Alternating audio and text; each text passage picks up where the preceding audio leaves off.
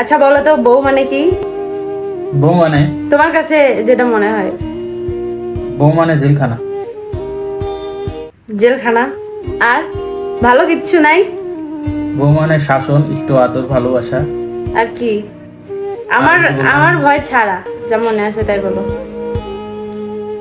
বউ বউ বউ মানে কি তা বললাম তো।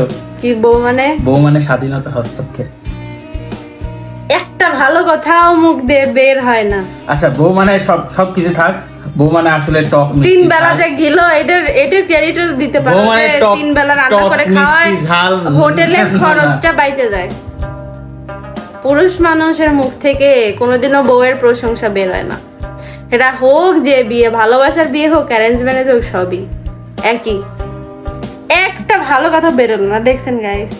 এই লোকের নাকি আমি রান্না করে খাওয়াই তুমি তো তিন বললা বেলা। সত্য কথা বলতে। তো সত্য কথাই তো, ভালো কিচ্ছু নাই।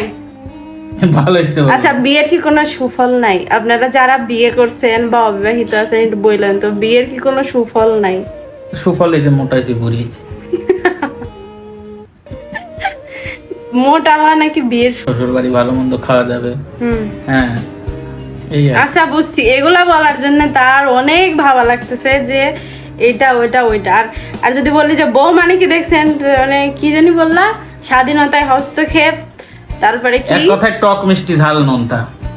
মিষ্টিটা মাঝে মধ্যে, আর টক ঝাল এলে বেশি চলে আর কি। এটাই জীবন।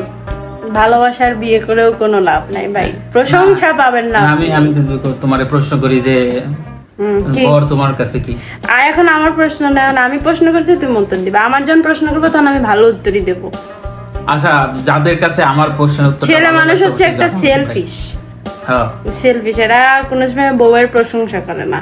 হাজার ভালো হইলেও করে না, আর খারাপ হইলে তো কথাই নাই। ঠিক আছে, থাকো। বাজে ছেলে একটা।